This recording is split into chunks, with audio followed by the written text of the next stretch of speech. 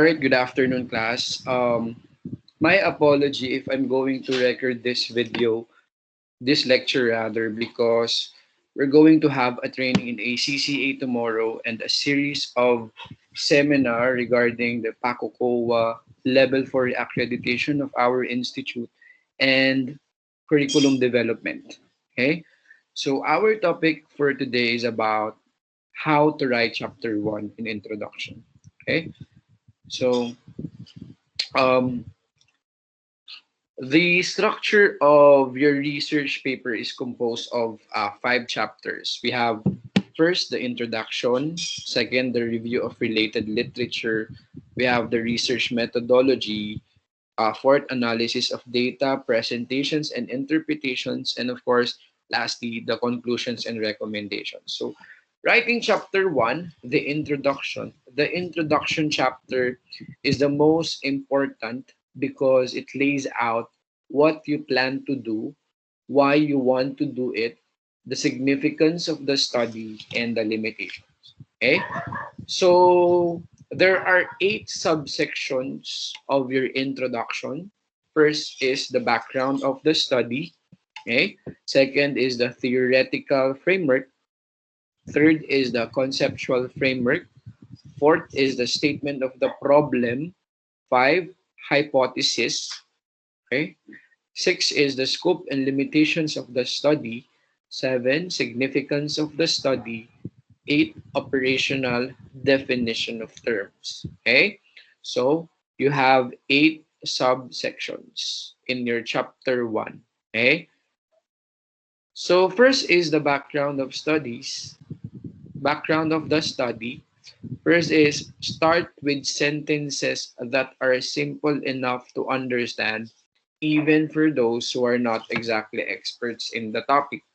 Eh, syempre, class, kung may magbabasa ng research nyo, so even ordinary people who will read your research should understand it. Okay? So you should be able to convey complex matters that anyone can understand. Okay? So the ideal background of the study is composed of 4 to 5 paragraphs. All right.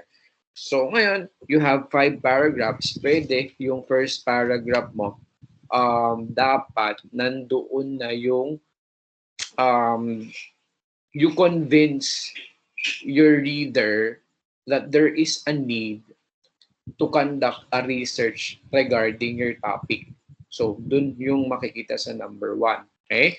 Sa second paragraph naman, ang dapat makita doon is if there are issues. Okay? Issues with regard to your topic. Okay? Sa third paragraph naman, it talks about the claims, okay? The claims of the researcher. So it serves as the stand of the researcher about this topic, okay? On the fourth paragraph, okay? So you talk about the gap, okay? Gap meaning to say this focuses on the problems that were encountered by the previous researches on the same topic. And of course, the fifth paragraph should include the rationale or the reason behind bakit napili mo itong research mo. Okay? So basically, dun sa fifth paragraph, parang ang sasabihin mo dun is, in this light, the researcher decided to conduct the study because blah, blah, blah. Alright? So ngayon, ulitin natin sa first, you talk about the trend. Okay? Parang you convince your reader that there is an um, immediate need to conduct this research. Yan yung una, yung first paragraph mo. Yung sa second mo naman, nandyan yung mga issues, okay, about your topic. Third naman is about claims, okay? Fourth naman is about gap, or fifth paragraph naman is about rationale or reason. Okay? So, wala naman class format na hinihingi actually with regard to the background of the study or introduction. Okay?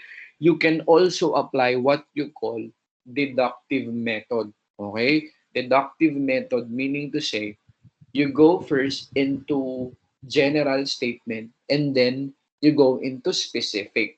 Okay? Like a funnel. Okay? So, general ka muna. Okay? And into specific. So, ibig sabihin, like, take for example, sa first paragraph mo, so, pwedeng, pwedeng general statement like internal auditors in the world. Okay? Tapos sa second paragraph mo, kasi we're going into specific eh.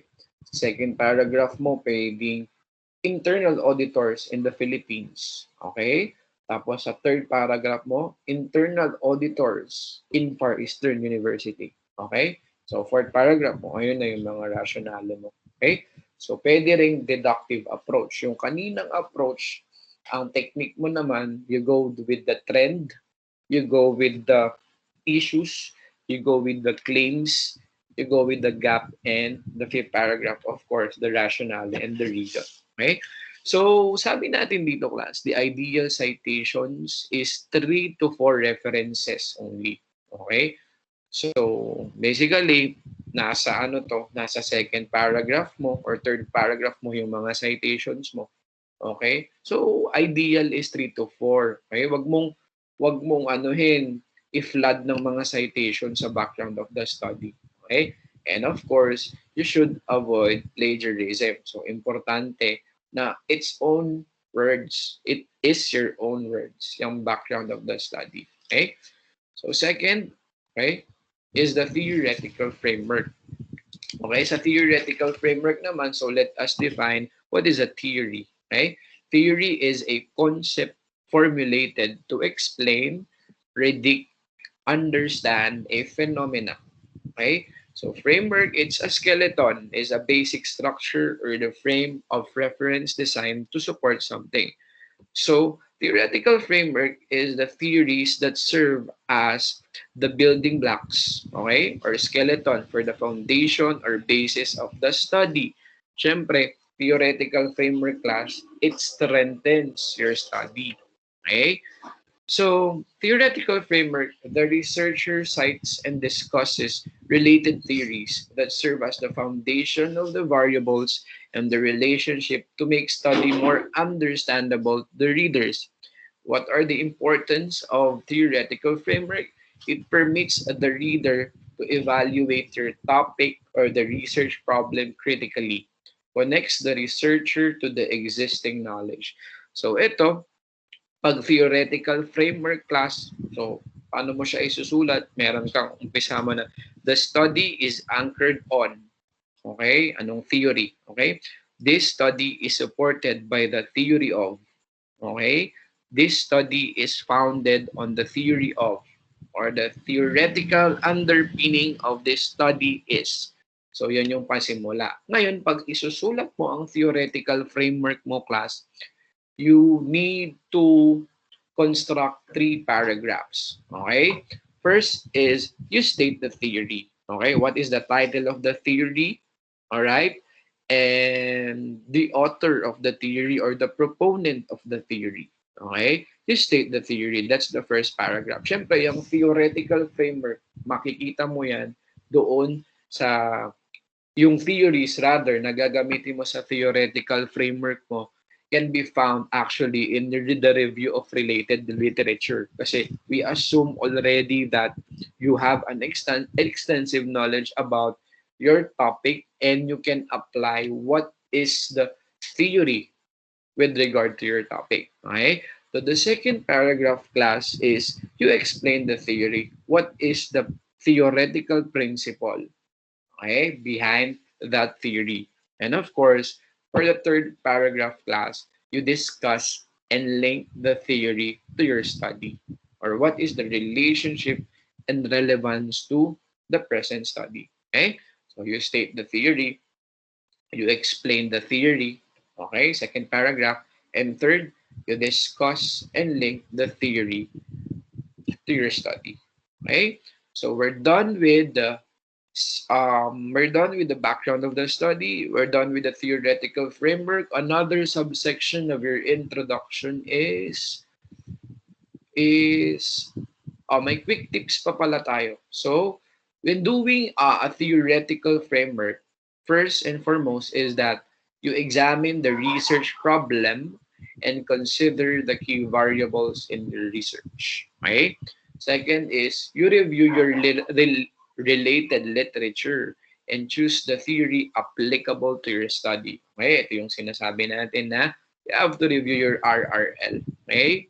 And you choose the theory applicable to your study. And of course, number three, you discuss the theory and its relation to your present study. So these are the quick tips in formulating your theoretical framework. Okay. Next is conceptual framework.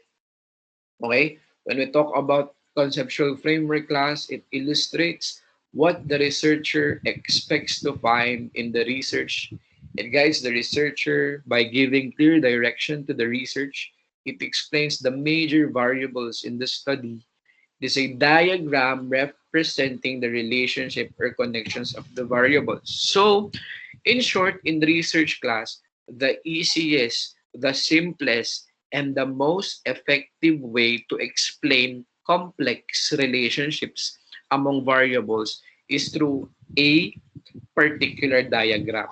Okay? Sa conceptual framework, nakapaloob dyan yung sinasabi natin na research paradigm.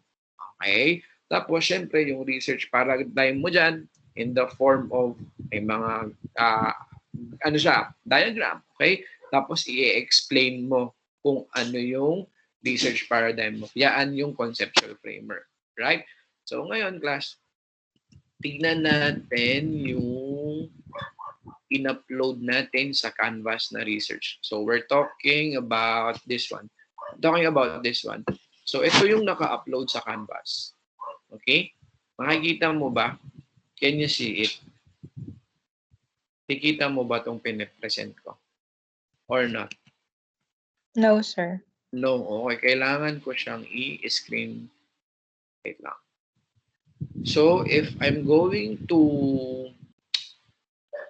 share screen, then you will not be able to see me na. Okay? I think. Alright. So, share screen. Ito, how about this one? Can you see it? Yes, sir. Very good. So the title is the Uncovered Topics in Prerequisite Course. It's influence to post-requisite applied auditing course. Alright. So basically, ayan, may guide na kayo kung paano nyo gagawin ang research nyo. Okay? May research nyo. Ayan, may guide na kayo. Na-upload na yan sa Canvas. Okay? So si Ma'am Ocho actually yung teacher nila dito eh. Okay? Ayan. Okay? Oh, all right. So ito yung introduction, background of the study, 'di ba? Theoretical framework, conceptual framework, statement of the problem, hypothesis, scope and limitations of the study, significance of the study, and operational definition of terms. Okay. This is the requirement class of the University Research Center. Okay? Or the URC. Ito ang requirements na nila. So, dapat sundin natin. Sa ibang mga researches class, there is an objective of the study. Okay? Pero sa atin, yung objectives of the study, nilalagay na natin, nakapaloob na sa statement of the problem. Okay? So, later on, we're going to discuss it. Okay? So, ito, actually, ngayong SEM, Chapter 1, Chapter 2, Chapter 3 na lang tayo eh, di ba? Chapter 3 lang tayo. So kapag natapos mo to, o nagawa mo na to yung 2, o dami na nating time, Chapter 3 na. Okay? So next sem pa naman tong Chapters 4 and 5. Okay? Anyways, so ayan. So may background of the study siya. Okay? And theoretical framework. This study is anchored on the following theories. Okay? And ito yung pinapakita ko. This is what you call the conceptual framework. You have a research paradigm. Okay? So figure 1 illustrates that the relationship between the independent and the dependent variable with moderating variables that may also influence students' performance. So ito, non-completion of syllabus, ito yung independent variable. Okay? Ang dependent variables natin is students' performance in applied auditing. Alright? Tapos, may moderating variables ka daw. Okay? motivation, cognitive ability, and personal factors. Okay? So, nakakaapekto yung non-completion kasi ito ang independent variable mo. Pag hindi daw natapos ang syllabus mo, hindi, merong relationship yon sa performance ng students sa applied auditing. Okay? So meron ding mga other moderating variables like motivation na makakaapekto sa students' performance. So ganito class yung ginawa niyang research paradigm. Parang pag tinignan mo ito, parang maiintindihan mo agad kung saan patungo or ano yung flow ng research. Pero ito medyo inano ko siya, I think nag-suggest ako ng iba. So parang in-improve ko siya. So ito yung ginawa ko. So share natin ulit yung presentation natin. Okay? Lang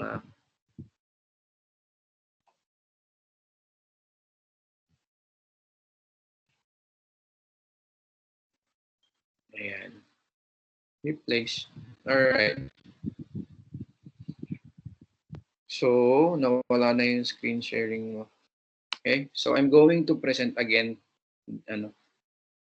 my presentation. Okay? So, ngayon, saan na tayo? Okay? So, dun sa conceptual framework class, okay? So, yung mga arrow, syempre, meron yung mga meaning, okay? The conceptual framework will be created by you showing the relationship between the concepts, variables, and factors you will be investigating in your study.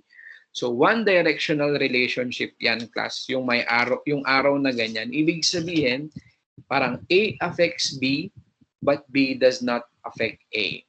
You understand? Okay? A affects B, but B does not affect A. Okay? Whereas, if we talk about two-directional relationship, so parang, ang example, si A affects B, B also affects A. You understand? Yan yung reason ng arrow na yan. Ngayon, ito parang suggestion ko dun sa um, conceptual framework sana ganito. Okay? So, meron tayong syllabus. So, ang input mo is syllabus in INTAC or Intermediate Accounting. Okay? So, ngayon, ang process natin is kung natapos ba o hindi natapos ang syllabus. Okay? So, ang magiging output natin ngayon is kung natapos o hindi, ano ang performance ng mga estudyante nung nag-take na sila ng auditing. You understand? So parang yung itong research paradigm, itong conceptual framework, pag tinignan ito, makikita ng readers mo, kumbaga yung flow ng research mo, maiintindihan niya by just looking at this paradigm. You understand? Tapos, meron pa palang ibang factors na pwedeng makaapekto sa students' performance in auditing. Pwedeng motivation pala, pwedeng cognitive ability, or pwedeng personal factors. Okay? So, ito, class, yung example ko ng conceptual framework. So, particularly the research paradigm. And syempre, pag may research paradigm ka, you need to explain it after this. Okay? I-explain mo. Parang yung pinakita natin kanina. Okay? So, next na tayo is the statement of the problem. Okay? Okay. Are you still there? Nandyan ka pa ba? Yes, sir. Oh, very good.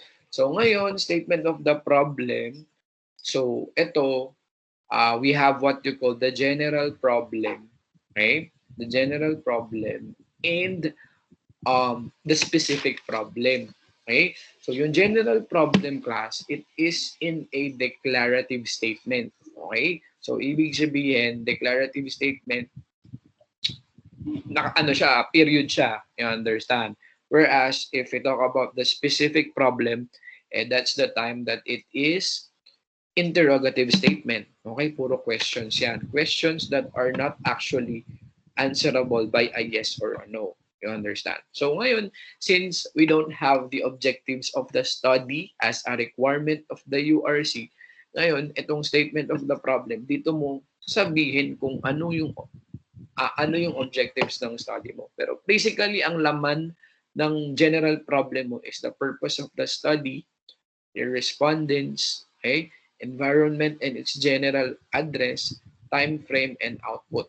So, pakita natin yung sample ng class, ng yung pinakita ulit natin kanina.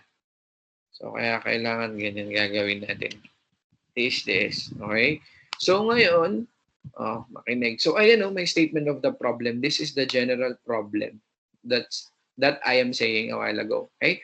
So, in the form of a declarative siya, this study was intended to determine the effects of uncovered topics in financial accounting and reporting syllabus to the students' performance in applied auditing. Right. So ito, yan yung general statement mo. So actually, yan din yung objectives of the study mo, right?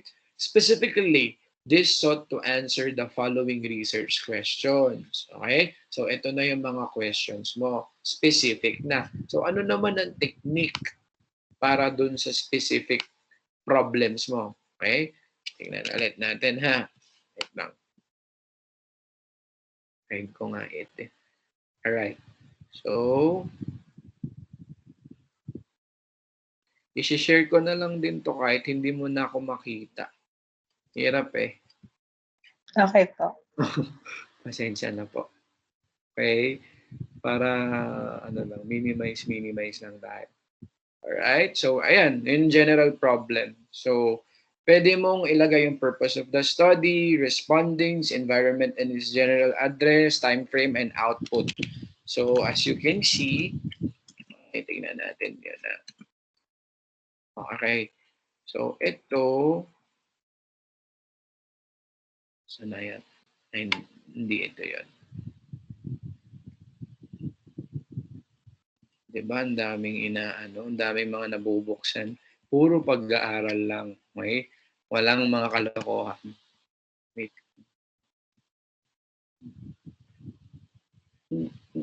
Saan na yun? Ito naman.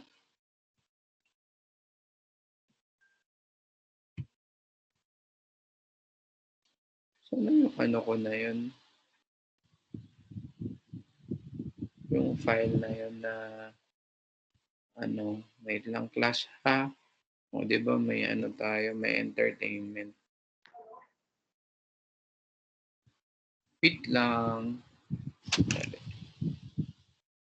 Ito. Yan, very good. So, statement of the problem. All right. So, this study was intended to determine the effects of uncovered topics in financial accounting and reporting syllabus to the students' performance in applied auditing. So, yan yung sa statement of the problem. Pero, pwede mo din dagdagan ito.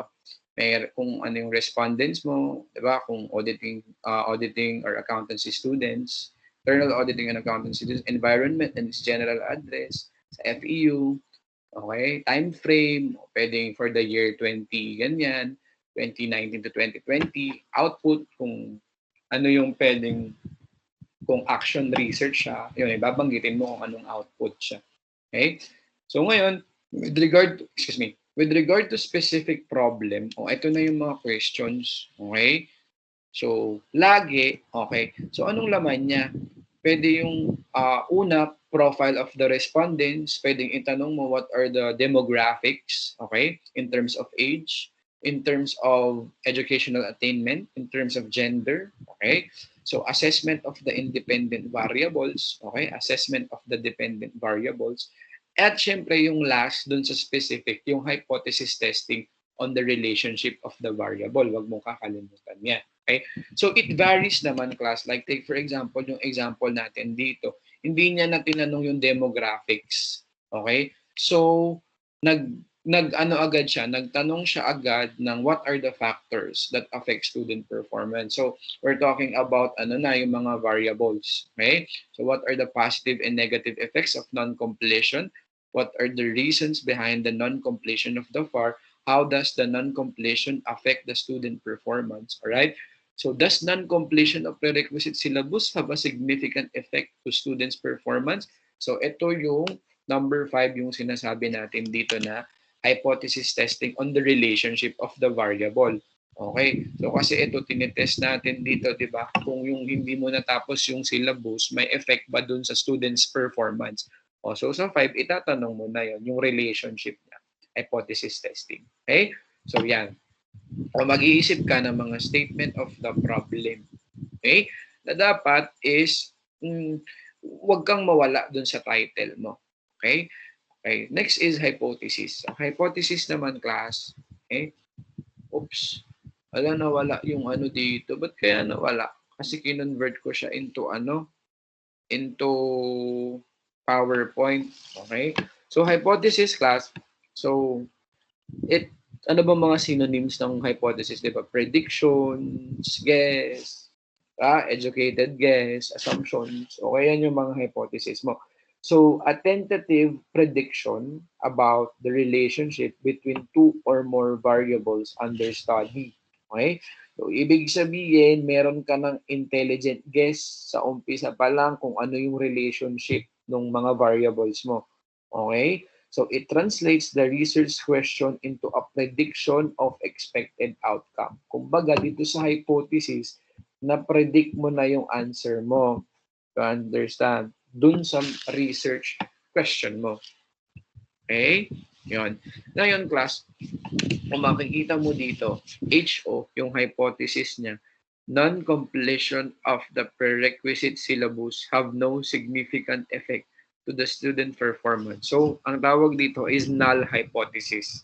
Okay? Kasi have no significant effect. Pero, kunyari, HO yon. Pero H1, pag H1, yun yung alternative hypothesis naman.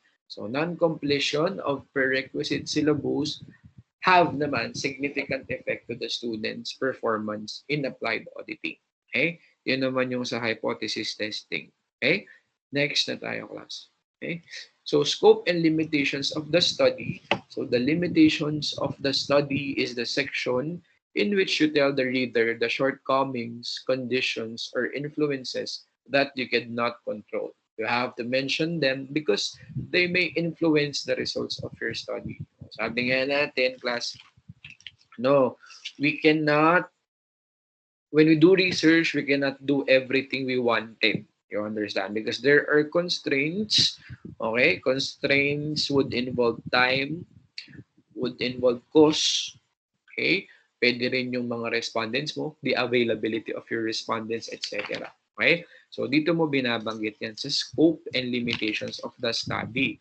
Ngayon, ano ang laman ng scope mo and limitations of the study? Okay?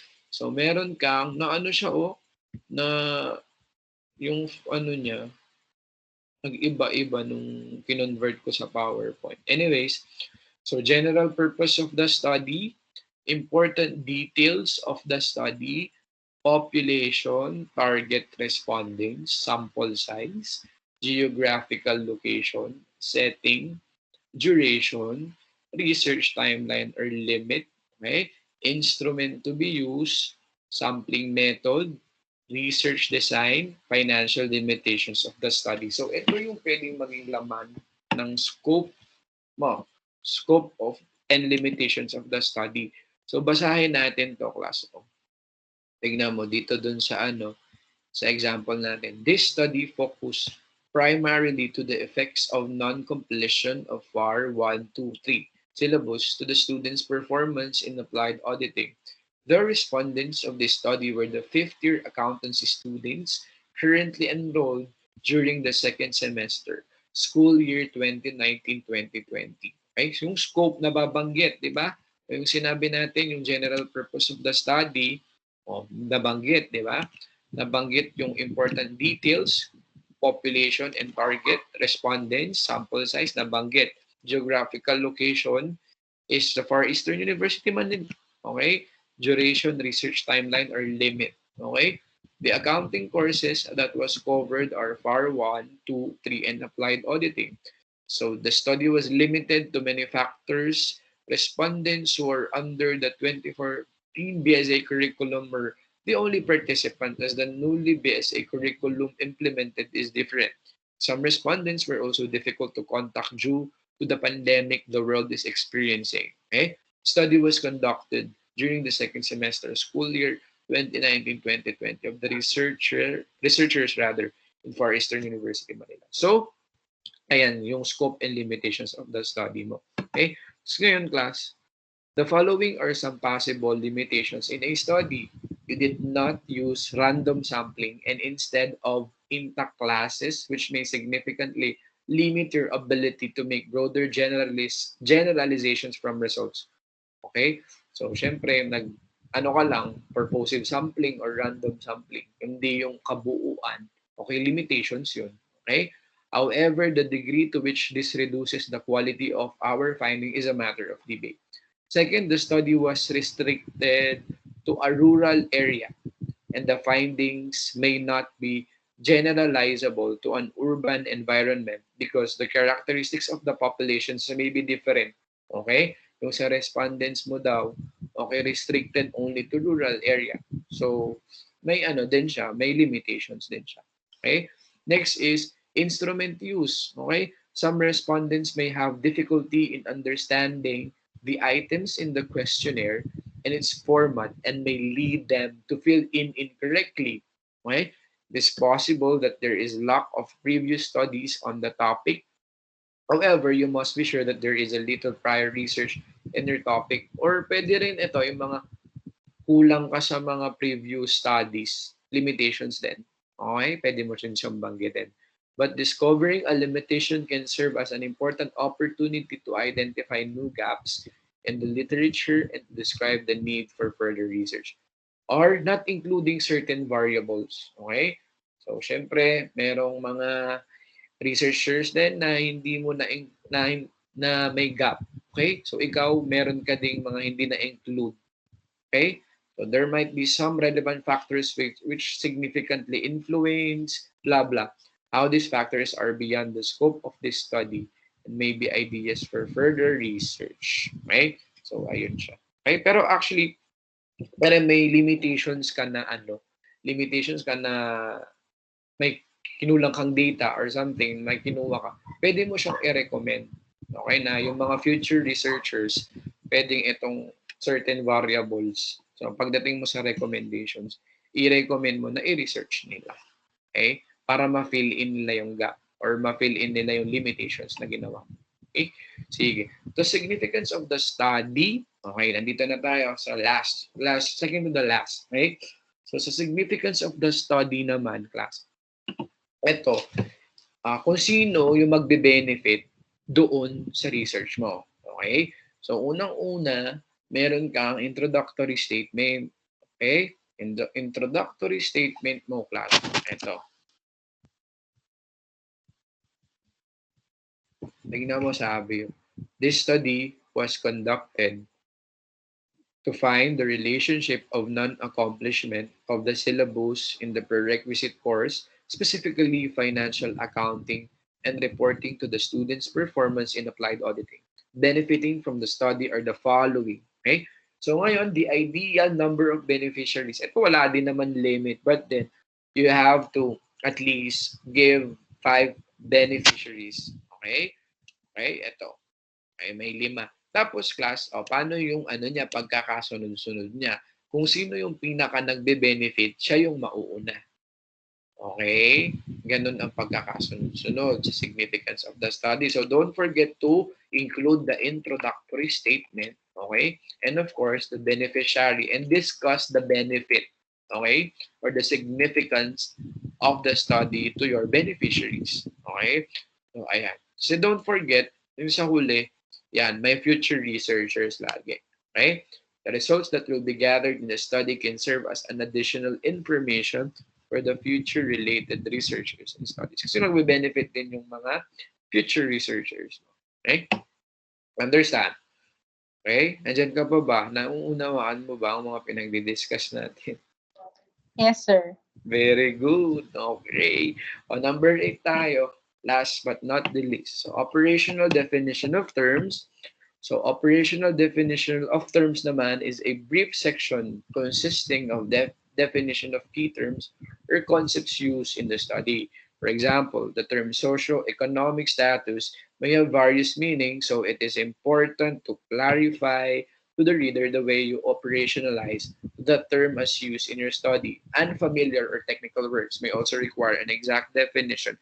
Okay, so basically, class, dito sa operational, anong guidelines dito? Ito, syempre, parang glossary of terms ito, syempre, dapat alphabetical. Okay, alphabetical. Kung kanina sa significance of the study, dapat kung sino yung pinaka magbe-benefit, yun ang mauna. Okay, ito naman, syempre we're talking about the glossary of terms, definition of terms, or operational definition of terms. Okay, so alphabetical to. Okay, so ngayon, ano yung mga guidelines in formulating your operational definition of terms? Unang-una, only include terms that may not be well understood or open to different interpretations. Okay, so ngayon, pipili ka ng mga terms na ginamit mo sa paper mo. You understand? Na pwedeng ma-misunderstood or it is open for to different interpretations. Okay? The list format is suggested because it is easier to read and use one paragraph for each term. Okay? So yun nga, ililist mo alphabetical. Parang ganito. Ayan siya. Oh. Definition of term. Okay? Applied auditing. Alright? So ito, yung definition mo na ito, definition ito kung paano mo ginamit sa paper mo. Okay? Hindi mo yan kokopyahin sa dictionary lang. Okay? Kung paano mo siya ginamit sa paper mo. Okay? So, curriculum refers to the 2014 accountancy program in Far Eastern University. You get that. You get my point. That's the operational definition of terms. Okay?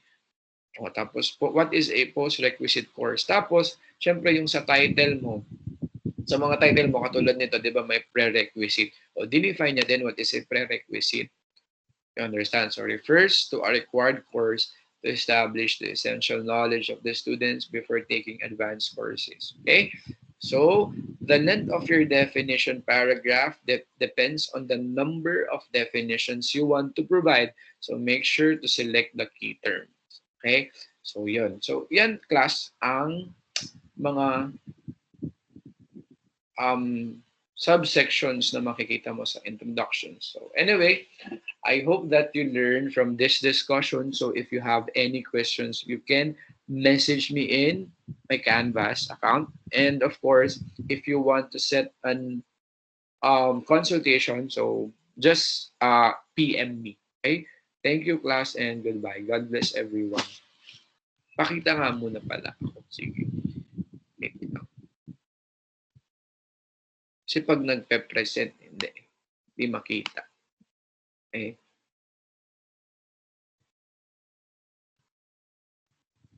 Alright, so bye-bye.